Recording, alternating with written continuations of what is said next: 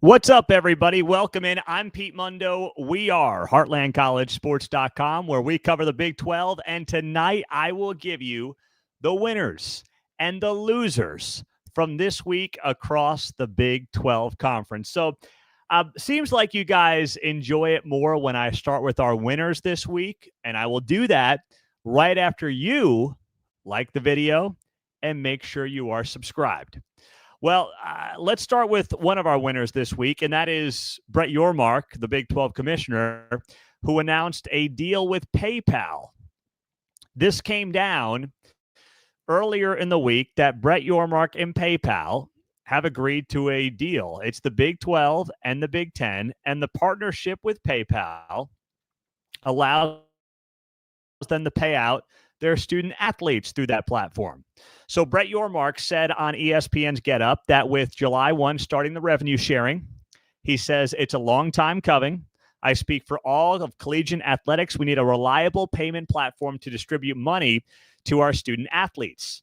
Revenue sharing stems from the recent House payment, of course, House settlement, of course. So now what you've got is a very unique situation where, yes, there's third-party NIL, but the most important part of all this, the linchpin to all this, is that there is revenue sharing between each school and its athletes of $20.5 million.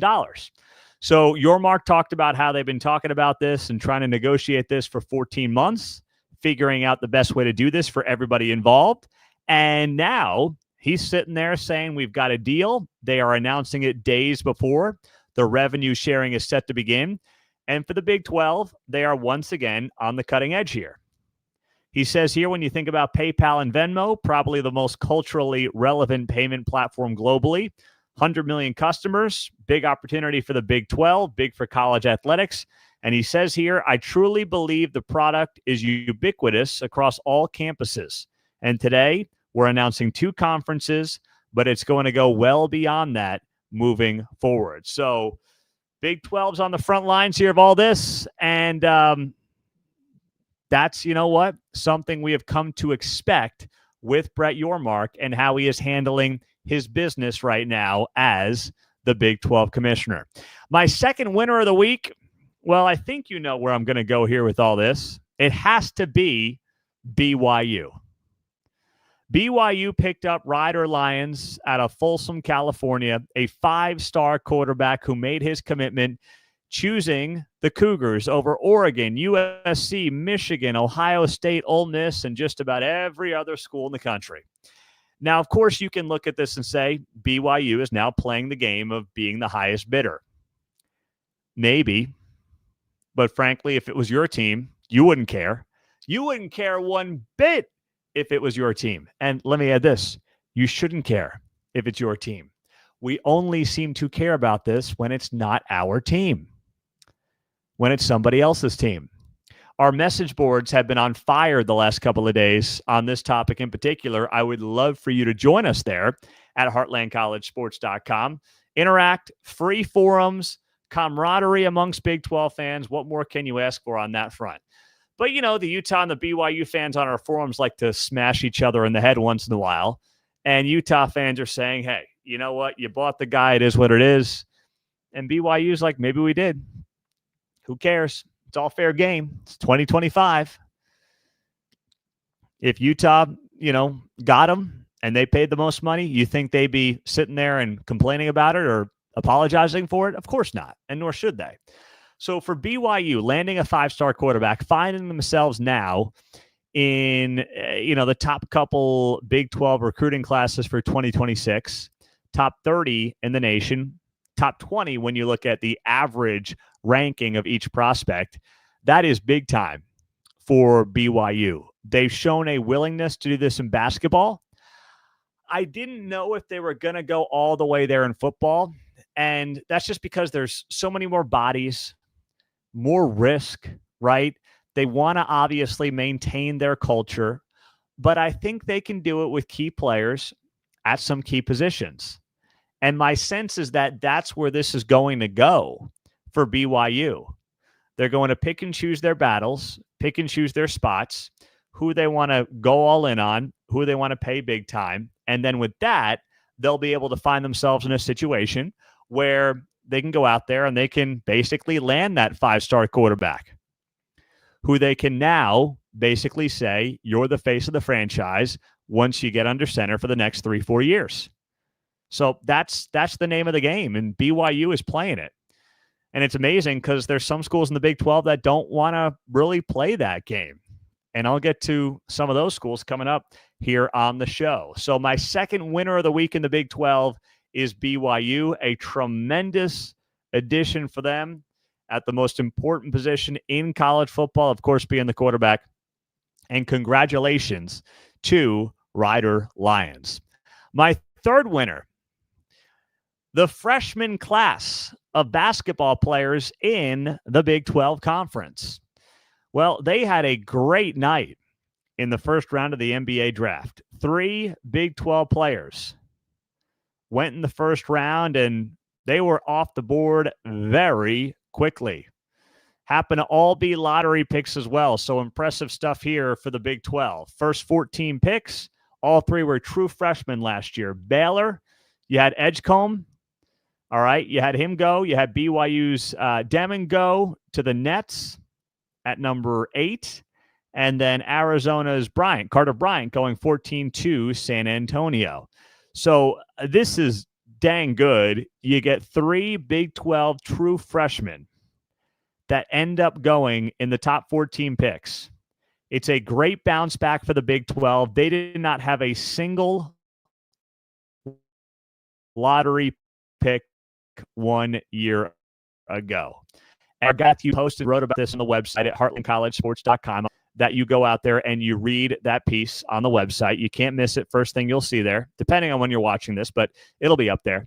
And he talks about how he believes the best situation is Carter Bryant. So you think about what he's got there in San Antonio. He's getting to play with an all-NBA defensive player and NBA Rookie of the Year. And, the Spurs also had 2 lottery picks on Wednesday night. So the Spurs were bad last year, but not terrible. Missed the playoffs, won 34 games. So you mix in veterans, you mix in a very young core, and that is a great situation for Arizona's Carter Bryant. So that is fantastic news for the Big 12. They had a very good year in basketball, but now when you look at those 3 guys, I think a lot of Big 12 fans like rooting for their guys at the next level, not really NBA fans, but rooting for their guys at the next level. And that now is what Baylor fans, BYU fans, and Arizona fans will have to look forward to in Philadelphia, Brooklyn, and San Antonio.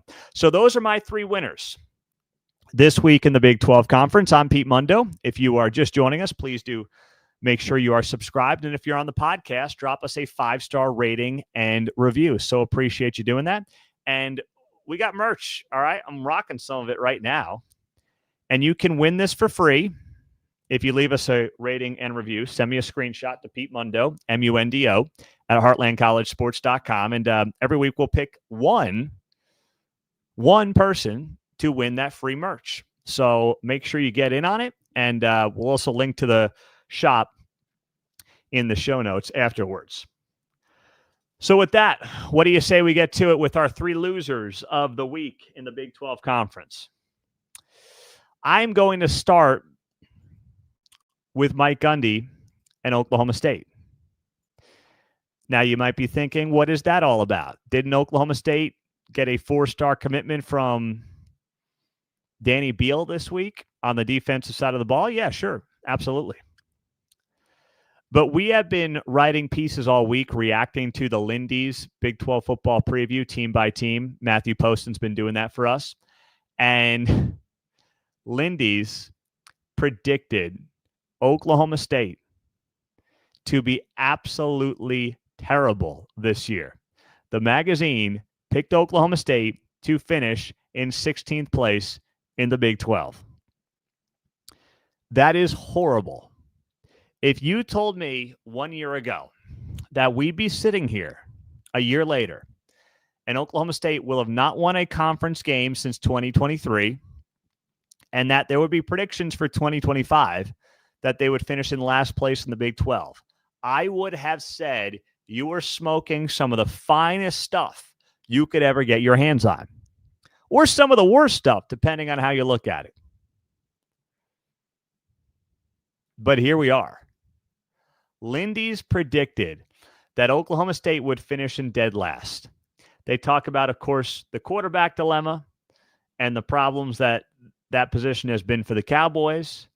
They look at the defense and they say to themselves, what's going on there? They were terrible last year, 132nd in total defense, gave up over 500 yards per game. They were awful. 125th in points allowed per game. And yes, you are hoping that a guy like Todd Grantham can turn that side of the ball around. He's obviously accomplished a lot in this business. He's putting in a 4-3 defense. Can he get more pressure on the quarterback? Can they stop the run? Anything is better than a year ago, but they've got to figure it out. And, when one of your big next recruiting stars is a guy who was playing D2 football last year, his name is Terrell Davis out of Central Oklahoma, came into the program in April. He had a great season last year, 15 touchdowns, 1,600 receiving yards, but he did it at the D2 level. Is that going to translate to the Big 12? That remains to be seen. I am pulling for Mike Gundy to bounce back. The Big 12 is better when Mike Gundy and the Cowboys are highly competitive. That is indisputable. But if this year goes off the rails early and quickly, man, it is going to be loud in Stillwater. Okie Light is watching from Stillwater, and he says here, Pete, it's not a surprise. Gundy is gambling again. We're going to see if it works. 8 wins or more surprises everyone. Okay, but tell me this then, Oklahoma State fans. If Mike Gundy goes 5-7, what's the conversation in Stillwater? Is it like he's done? Games passed him by? Or do you look at it through the prism of this was a transitional year, moving on from last year's disaster? They didn't have a returning starting quarterback. And if you see signs that things are trending in the right direction, and if you see signs that Gundy's rebuilding this program in this new era of college football, then he's safe. I think he should be safe unless it's a disaster like last year where the guy goes 0-9. Unless that happens to Mike Gundy, I don't see a world where he should be in a really bad spot to not return in 2026 in Stillwater. That would be colossally bad if you're looking at an 0-9 season. But if Mike Gundy's just sitting there saying, hey, wasn't a good year, but there's a trend that things are clearly improving, then you know what? I don't know how you get rid of him based on what he's done for the program. I don't think you can do it, nor do I think you should do it if you're Oklahoma State. But fans have very short-term memories. And that's one thing that, listen, got to remember, whether you like it or not. They have very short-term memories. We're all fans, obviously. We all, in my case, root for the Big 12, but you obviously each have your teams that you root for here. And if Mike Gundy turns in another disastrous season, it will get loud. So we'll have to watch and see how that plays out. But a brutal prediction for Oklahoma State this year. For the record, I don't think they're going to be in 16th place in the Big 12. But they got a long way to go to get competitive again. That's for damn sure. The other loser this week, when you look across the Big 12 and the college football landscape, may very well be the coaches. And I'm talking not just Big 12 coaches, but coaches across the sport. So Jay Billis made a prediction this week on the Pat McAfee show when talking about the future of college sports. They were talking about, the House settlement, the $20.5 million, what NIL is going to look like. He said here, the one thing I think maybe people aren't thinking about is that if Congress comes in, they're going to limit the players. They're not going to let the coaches make the kind of money they're making. They're going to say, all right, you get a cap now too. He adds here, so head coach at Alabama, you're not getting $12 million while the players are getting limited. You're going to be limited too. And we're going to limit things across the board and make things a little more sane. I think there's a reasonable possibility that could happen. Now, here's the problem. There's never been a cap at any level when it comes to the coaches, right? That's not the case in the NFL, not the case in any major sport, hasn't been the case in college football or college basketball or college anything. As far as I know, I mean, you tell me if something else is going on that you're aware of and I'm not, but they've never had limits on the coaches. And while I think that's an interesting point by Jay Billis, I also don't believe it's going to happen. It's just one of those things where, first off, you've got people in Congress who are college coaches. Have you heard of Tommy Tuberville? He's a U.S. senator. Like, they're going to fight this thing tooth and nail, because as much as you can say, hey, the players have a salary cap, well, yeah, the NFL has a salary cap, NBA, baseball does not, but obviously football and basketball, they have salary caps, hockey as well.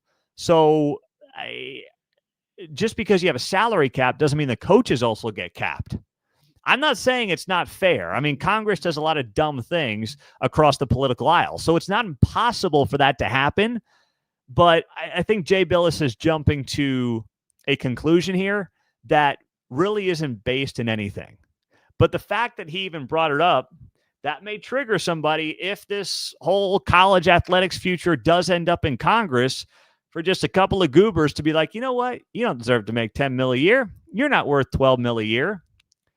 And trust me, I ain't making $12 million a year, but I do love capitalism. And I say to myself, hey, if that's what a coach is worth, that's what a coach is worth. Nick Saban was worth every penny that he was paid by Alabama, right? That's indisputable. So, it's like anything else. It's a fine line. But now that Jay Billis has brought up the possibility and brought up the conversation, I would just say, watch your back. And if you're a college football coach or a college basketball coach, and you know Jay, text Jay and tell him to, keep those thoughts to himself next time, because he's not doing anybody any favors. And my last loser of the week are the Texas Big 12 schools. Houston, Baylor, TCU, Texas Tech. Texas State is joining the Pac-12. Now, you might scoff at this and say, who cares? The Pac-12 is not the Pac-12. They're leaving the Sun Belt. They're going to this Pac-12, but it's irrelevant. All right, well, listen. Pac-12 is not bad. Not a Power 4, but it's better than the Sun Belt. And now you've got, obviously, a conference that's cobbled together, but hey, Oregon State, Washington State, Boise State, Colorado State, San Diego State, Fresno State, Utah State. That's not awful. And now all these schools will have to compete against Texas State for recruits, as they will be able to get better recruits moving up in their conference from the Sun Belt to the Pac-12. I'm not saying they're on even playing fields here at all. I'm just sitting here and telling you that it is now more competition. And Texas State will have more money. And that means that could squeeze Baylor, TCU, Houston, and Texas Tech for recruits. It's something to think about, right? Same thing happened when Houston went from the AAC to the Big 12. Same exact thing. Same concept. So, from that perspective, TCU going to the Big 12. Same idea. They have access to better recruiting pipelines now. They have access to players they didn't have access to. And now it's just another opportunity for Texas State to potentially compete for a higher level of athlete and recruit that they otherwise would not have had a chance with because they were in the Sun Belt. So I'm not saying the Pac-12 is the Big 12, but I'm saying it's just added competition at a time when people don't want further competition. So that's why I'm putting the Texas schools in the Big 12 in the loser category this week, because of Texas State's moving up to the Pac-12 and leaving the Sun Belt.